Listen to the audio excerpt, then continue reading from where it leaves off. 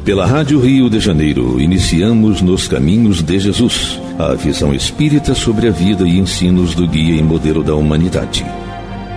Produção e apresentação, Paulo Guedes. Olá, ouvintes, eu sou Paulo Guedes. Estamos dando início a mais um programa Nos Caminhos de Jesus. Hoje vamos falar sobre a passagem que está em Mateus, capítulo 24, versículo 23 a 26. E esses versículos eles falam o seguinte: então, se alguém vos disser, eis que o Cristo está aqui ou ali, não lhe deis crédito, porque surgirão falsos cristos e falsos profetas, e farão tão grandes sinais e prodígios, que, se possível, enganariam até os escolhidos. Eis que eu vou-lo tenho dito. Portanto, se vos disserem, eis que ele está no deserto, não saiais.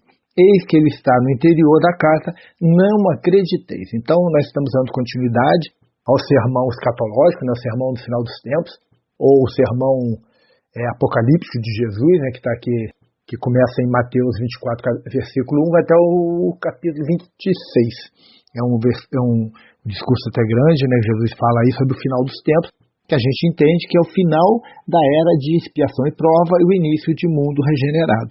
Jesus fazendo os anúncios de o que ocorreria antes que essa data chegasse. Então, vamos ao estudo aqui para que a gente tente entender realmente aqui o que Jesus nos disse. Eis o que o Cristo está aqui. A mensagem geral dessa sessão é que é a vinda, né, ou a parúzia do Filho do Homem. Não será uma ocorrência secreta, e sim universal e bem conhecida. Então, o que ele está dizendo?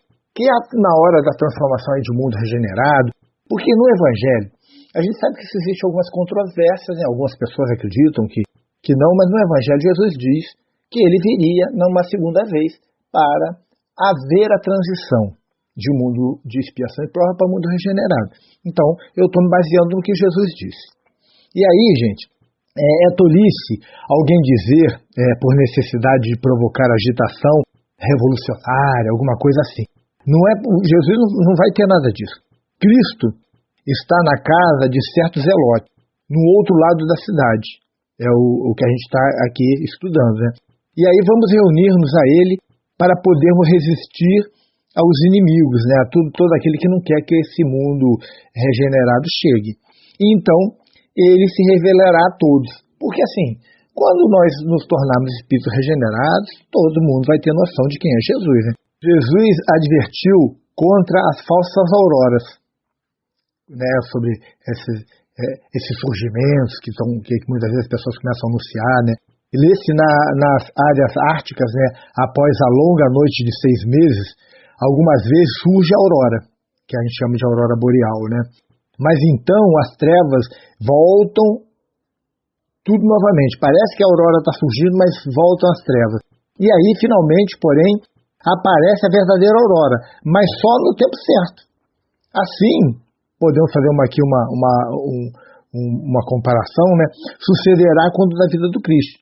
Haverá muitas auroras falsas, muitas pessoas dizendo que é o Cristo, muitas reivindicações ilegítimas, muitos movimentos e milagres, muitos sinais e prodígios, mas todos eles anunciando falsas parúzias, falsas vindas do Cristo, que não será a verdade absoluta, né?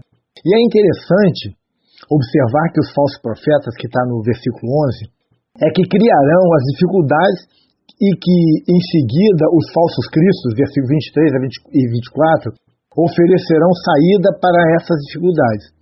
Suas vítimas iludidas criarão religiões, lançarão o grito, ei-lo aqui.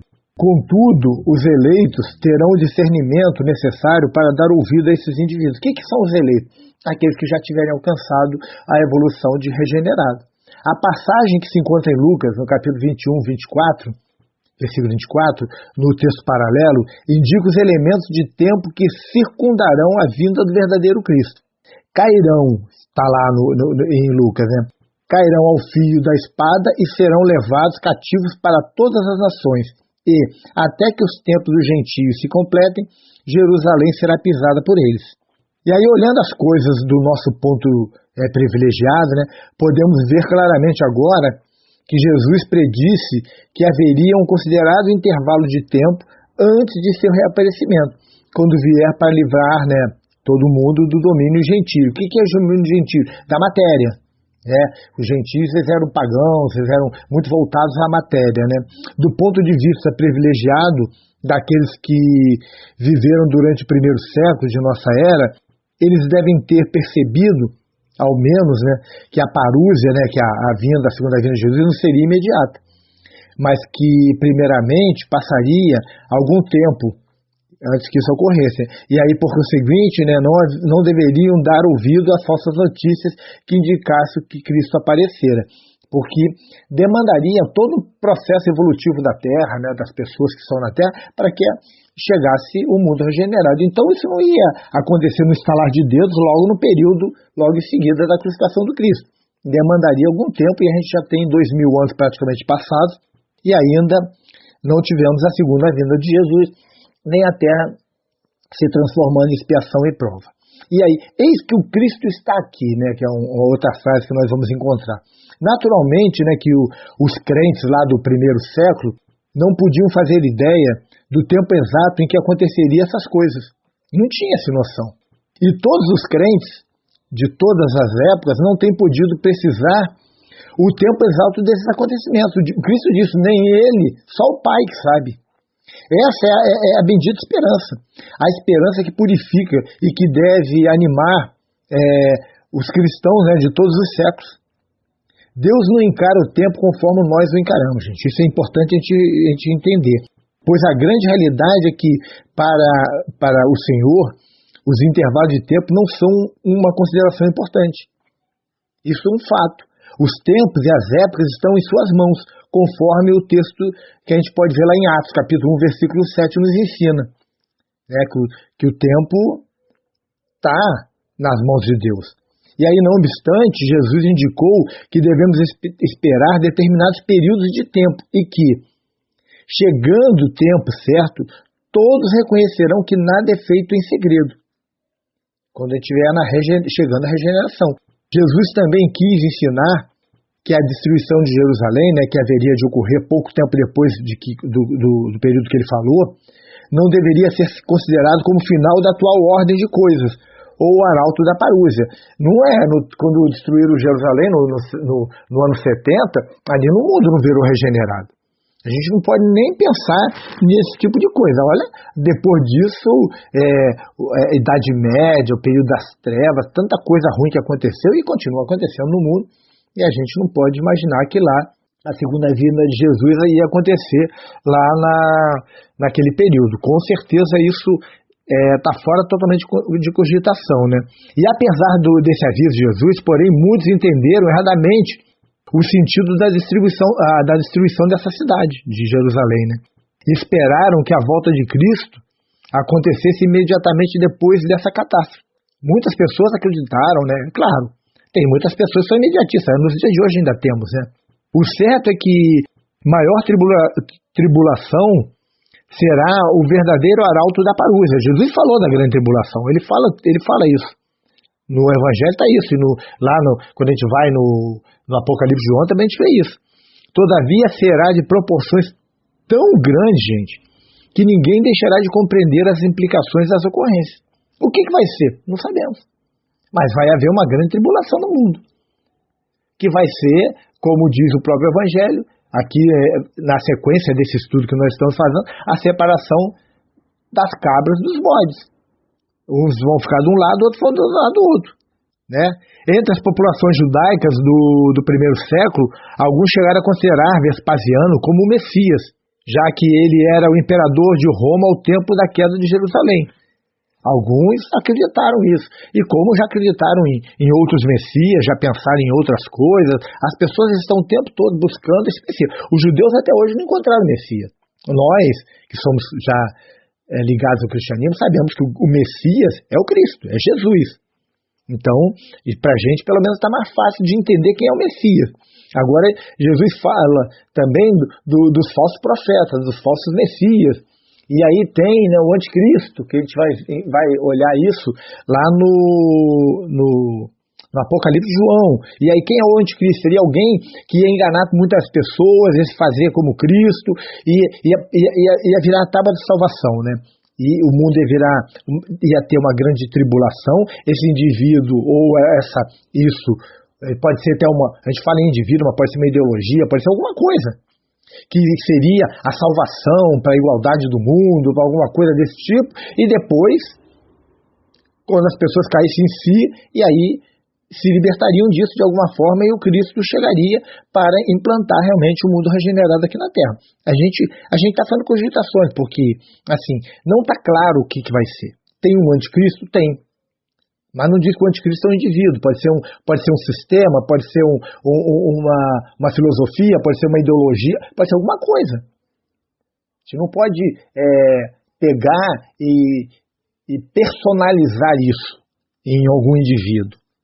Pode até ser, mas a gente não pode dizer que exclusivamente será isso, porque a gente ainda está tentando entender realmente tudo isso. Assim, que está muito claro para todos nós é que a transformação da Terra em mundo regenerado está muito próximo. Então, a grande tribulação está muito próxima. E a transformação está muito próximo com a segunda vinda do Cristo. De que maneira o Cristo virá? Qual vai ser a segunda vinda dele? Não sabemos. Ele diz que será de tal forma como um relâmpago que sai de norte a sul. E todos virão. Será uma coisa muito clara para todos. Todos, em todos os recantos nós veremos o Cristo chegando. Então, é uma coisa que a gente tem que tentar entender aqui. Gente, estamos chegando já perto aqui do meio do nosso estudo. Vamos fazer um pequeno intervalo e já retornamos com o programa Nos Caminhos de Jesus. Até já. Estamos apresentando Nos Caminhos de Jesus, a vida e ensinos do guia e modelo da humanidade. Apresentação, Paulo Guedes. Estamos de volta. Hoje nós estamos estudando o Evangelho de Mateus, capítulo 24, versículo 23 a 26. Então, se alguém vos disser, eis que o Cristo está aqui ou ali, não lhe deis crédito, porque surgirão falsos cristos e falsos profetas. Farão tão grandes sinais e prodígios que, se possível fora, enganariam até os escolhidos. E eis que vos tenho dito.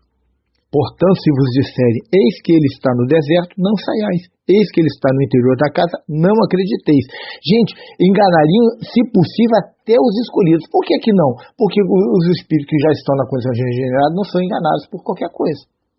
Já tem uma visão mais ampla. E aí fica mais fácil deles entenderem os impostores, né?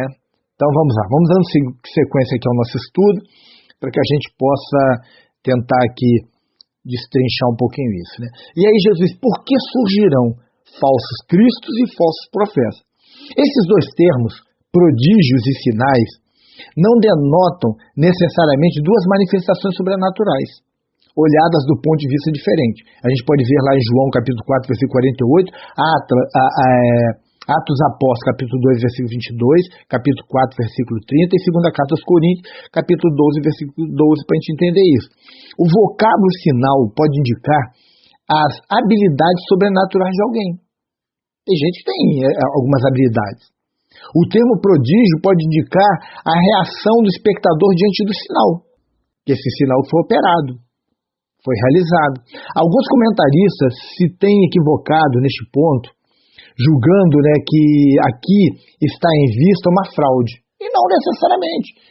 Por exemplo, assim, no campo da mediunidade, temos médiuns que fazem grandes coisas e tem médiuns que trabalham com as trevas e fazem coisas que chamam a atenção.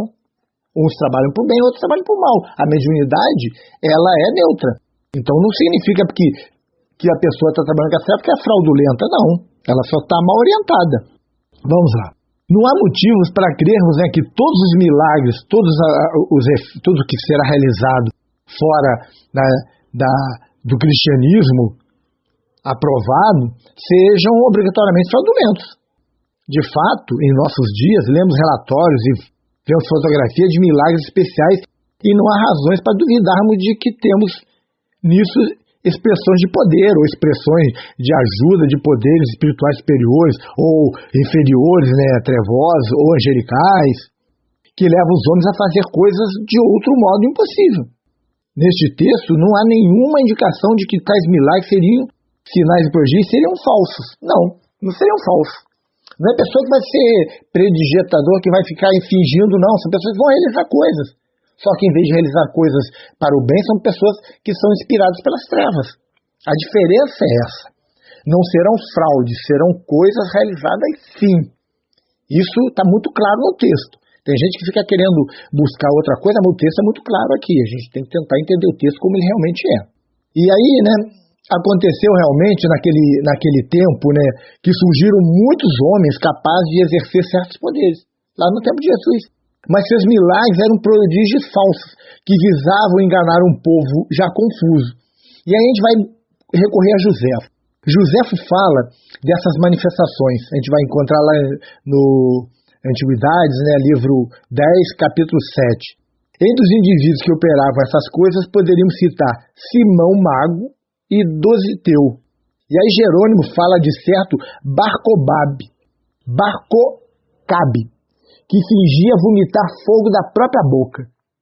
Esse homem foi recebido por muitos como um genuíno Messias.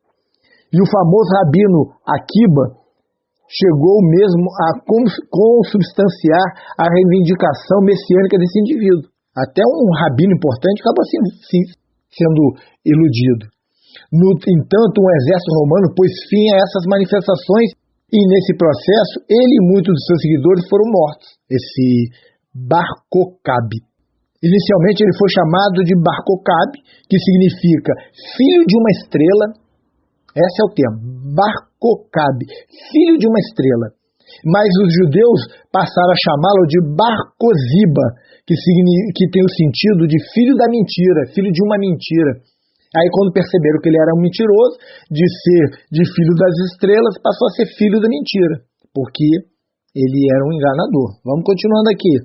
Todas essas descrições expostas por Jesus neste ponto aqui do Evangelho, naturalmente é profética, sobre aquele indivíduo realmente grande operador de milagres, prodígios e sinais, a saber, o próprio anticristo, O próprio anticristo pode ser que faça essas coisas.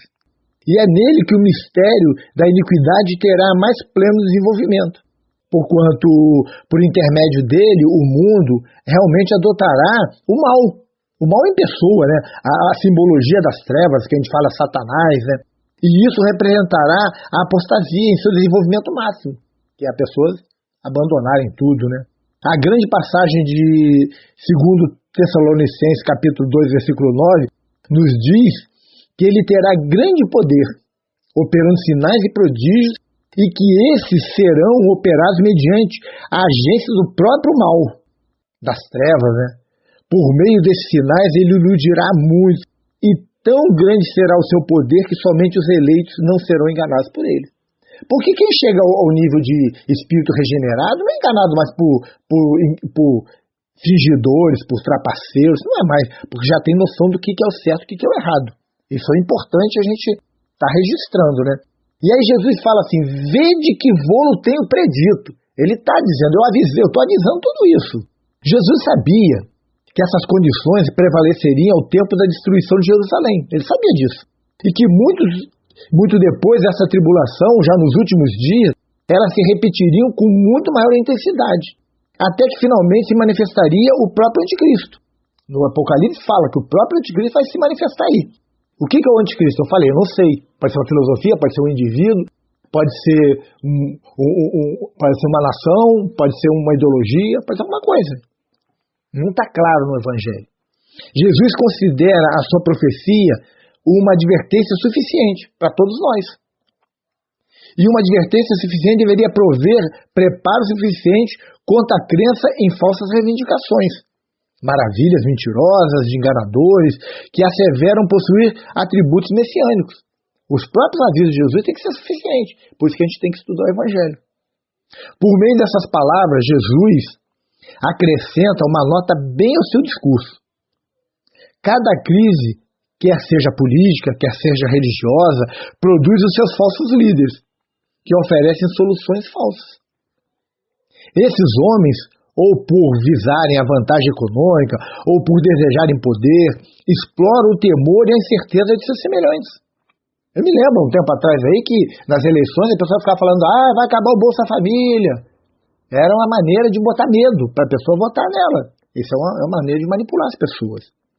Os eleitos, porém, não serão enganados, porquanto a maravilha da cruz foi vista por eles e eles têm sido tocados pelo poder da ressurreição. Ou seja, são tocados pelo Evangelho de Jesus.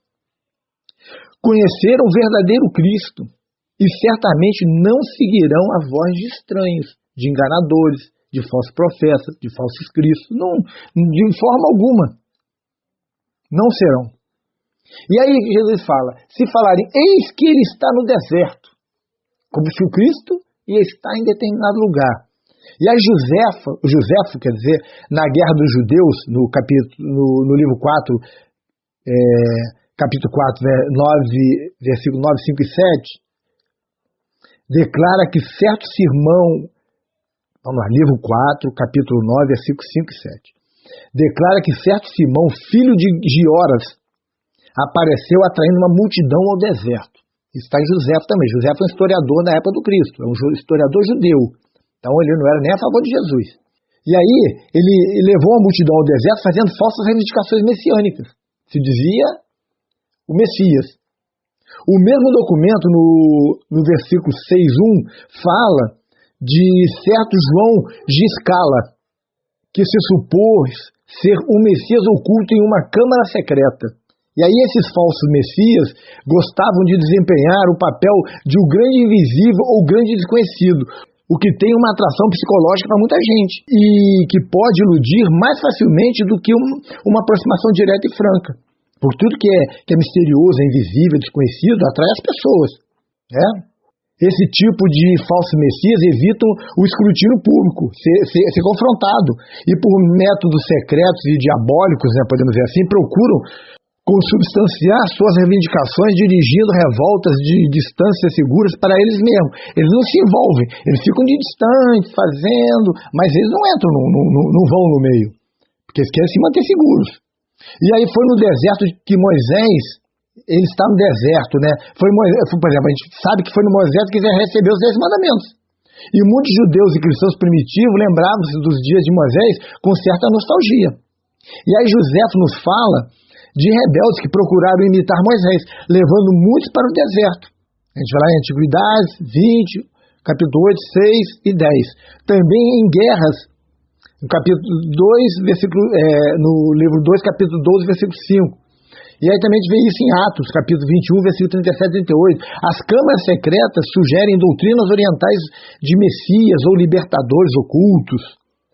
Essas ações, de modo geral, parecem indicar vários partidários ou ações políticas radicais da parte de alguns.